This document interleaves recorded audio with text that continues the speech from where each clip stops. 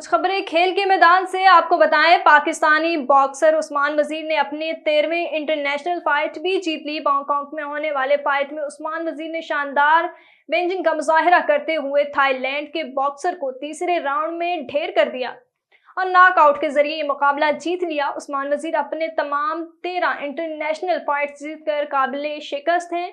उस्मान वजीर पाकिस्तान के लिए world youth title, Asian title और मिडल ईस्ट टाइटल जीत चुके हैं।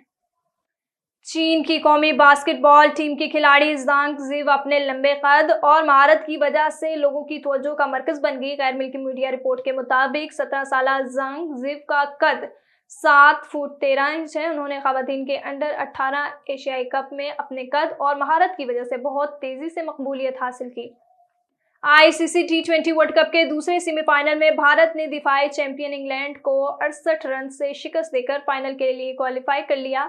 गयाना के क्रिकेट स्टेडियम में खेले गए T20 वर्ल्ड कप 2024 के दूसरे सेमीफाइनल में भारत ने इंग्लैंड को जीतने के लिए 172 रन का हदफ दे दिया था, जिसके जवाब में इंग्लिश टीम 16.4 ओवर्स में 103 रन बनाकर ऑल आउट हो गई।